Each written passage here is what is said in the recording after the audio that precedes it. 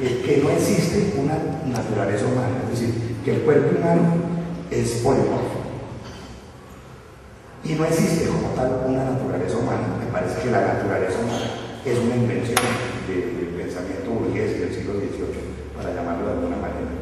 Es una invención de la ilustración, es una invención de la obra de Pal, y si se quiere también de esa naturaleza humana. Y por lo tanto no creo que exista una naturaleza sexual, es decir como una esencia inmodificable que esté por encima del estómago. Todo lo contrario. Si digo que el cuerpo, particularmente en una época en que yo por lo menos ya no creo en el alma, yo soy el heredero del ateísmo integral del Marqués de Sade, y aquí casualmente les cuento que en 1976 hice yo creo la primera conferencia en Bogotá, no sé si en Colombia, sobre el Marqués de Sade y su filosofía. Es un escándalo. Además la gente no concebía que se pudiera hablar de filosofía en el Marqués de Sade. Hoy si Sade tiene alguna importancia, precisamente su aporte filosófico, porque el aporte erótico Foucault lo designó también muy inteligentemente en algún texto, en alguna entrevista, como la sexualidad sometida al régimen disciplinar que él desnuda, que Foucault desnuda y la de castigar. Es decir, él hacer el amor bajo ciertas pautas, ciertas normas, ciertas reglas, casi militares a propósito de las primeras citas. Pero yo diría que hoy el Marqués de Sade pues, es su literatura, su obra, es como para espantar beatas, ¿no? Espantar personas cuncias, es decir, pacatas, victorianas, monegatas, incluso para el ojo no entrenado. La obra de Sade es frente aburridor, es realmente reiterativa, cansona, harta, porque es un lenguaje del siglo XVIII, y actos como el de Sade, masturbarse sobre el crucifijo, pues en su momento fue un sacrilegio. Pues en el siglo XVIII, en el momento que el rey tiene todavía una función, y el poder del rey le viene de Dios, pues toda la teología que hay detrás de ello. Pero hoy en día, sencillamente, yo creo que masturbarse sobre el crucifijo sería un hecho más justo. El problema es que sería digno de un tratamiento psicoanalítico, tiene que ver con lo de hoy, con el tema de hoy, que es el psicoanálisis. No sé si ellos, los ponentes, los otros panelistas van a desarrollar. Pero quería cerrar diciendo, a propósito de la obra de Foucault y de la obra contemporánea francesa, en torno al erotismo. Y yo no lo llamo como batalla, como batalla fundamentalmente el elemento de la transgresión, de la interdicción, porque me parece que muchas cosas y mucha agua ha corrido bajo los puentes tras la revolución francesa, tras el siglo XIX. Hoy estamos en otras condiciones, lo que no quiere decir que vivamos en condiciones de libertad. Al contrario, en el mundo occidental, no hablo de Oriente, no hablo de los musulmanes, es otra cultura, pero en el mundo occidental se siente como una oleada fascista, una oleada derechista frente a estos temas, máxime con la posición de la Iglesia.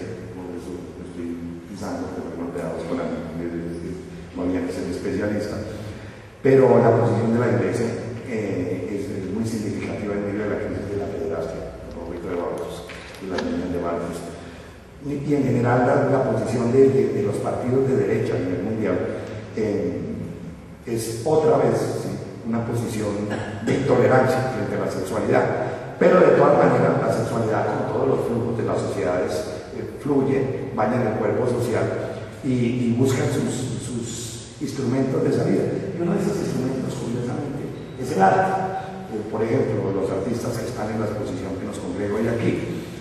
Pero cierro sencillamente afirmando que nuevamente que siento que el cuerpo, mis conclusiones, después de varios años de investigaciones, que el cuerpo es polimorfo, que el erotismo como tal es polimorfo y que el erotismo se conecta profundamente con regímenes de represión, de prohibición, de interdicción.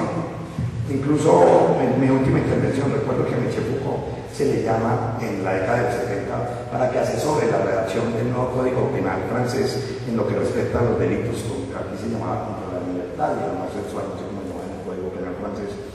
Y Foucault tiene una expresión bellísima, dice más o menos, a propósito de esta tarea, dice, si una violación se equiparara a una bofetada, no habría tanto problema. Es decir, no se crearía el trauma tan profundo de lo que implica que es la violación. Pero fíjense ustedes, hablé de la Iglesia, y esta es la última idea que quiero dar. Yo diría que el poder de la Iglesia, más de 2000 años en este momento de poder, o 2000 años, 2 milenios, tiene que ver directamente con el control de la vida íntima de los seres humanos, que es la sexualidad. Fíjense ustedes el sacramento de la confesión, el carácter de los 7 pecados capitales y el lugar particular que ocupa la lujuria. Entonces, yo diría que precisamente cuando se habla de la pastoral cristiana y en términos de teoría política hoy en día, precisamente si la Iglesia ha logrado dominar las conciencias, incluso la Iglesia protestante, es porque logra entrar a lo aparentemente más íntimo del ser humano, que visto a la luz de investigaciones contemporáneas no es lo más íntimo, es lo más exterior, curiosamente.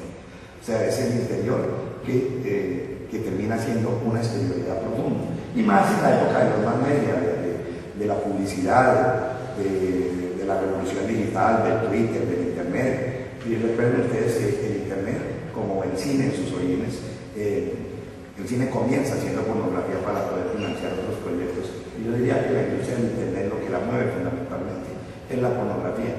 Pero claro, para terminar, yo nunca he encontrado esa frontera clara, ese umbral que comunica lo pornográfico con lo erótico como tan delimitado. Y insisto, no creo que es solo un devenir masculino de la mujer o un devenir femenino del hombre. Existen muchos devenir, muchísimos. Y reducirlo simplemente al problema del homosexualismo, del afeminamiento, del lesbianismo, etc. Me parece que se cae un poco en los juegos del poder contemporáneo, en los juegos del sistema. Entonces, no sé si con esto fue una mínima, ínfima introducción, un tanto desordenada, como digo, improvisada al tema del erotismo. Entonces, cedo la palabra. En el tema del psicoanálisis, no sé si el profesor lo vaya a tomar desde ese punto. Quizá de pronto el tema del cuerpo como tema de expresión individual o colectiva, ¿cierto? Entonces les dejo todo el profesor Menú.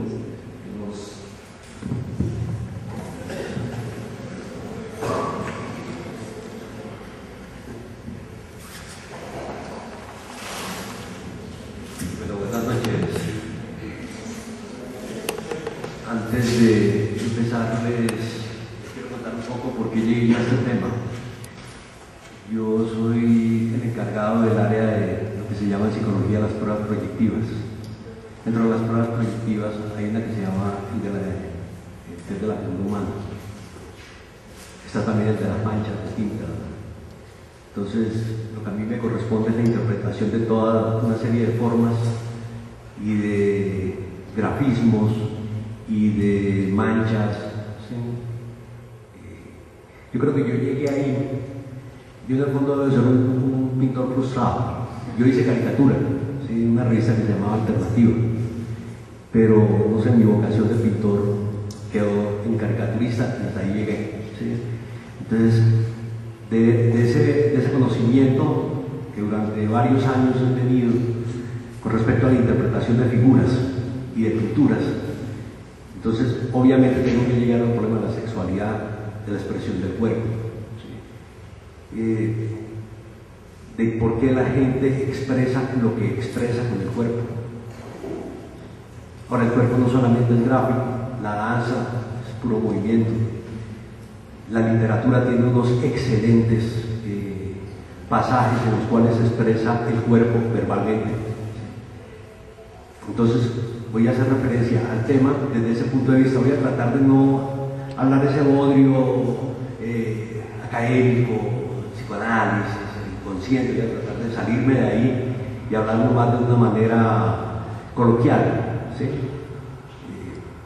Para no hacer eso pesado. Entonces, teniendo eso como marco, así como el profesor Toro partió de una frase, yo voy a partir de algo que leí alguna vez de Kandinsky, un texto pequeño que se llama